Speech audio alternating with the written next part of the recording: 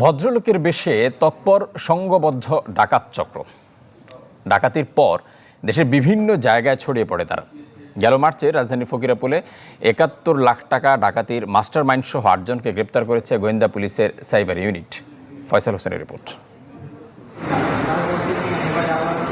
ময়মনসিংহের গফরগাঁওয়ে একটি মসজিদে নামাজ আদায়ের পর তালিম নিচ্ছেন গোলাম রাসেল সোহাগ নামের এই ব্যক্তি। গেল প্রায় ৪০ দিন ধরে দেশের বিভিন্ন জেলায় মসজিদে মসজিদে ঘুরে দিনের দাওয়াত দেন মানুষকে। এবারের রমজানে নিজ খরচে ইফতারও করিয়েছেন মানুষকে। কিন্তু এসবের আড়ালে রয়েছে সোহাগের অন্য এক চেহারা, তার আসল পেশা ডাকাতি। এই যেমন গত ৬ মার্চ রাজধানীর ফকিরাপুলের ঘটনা।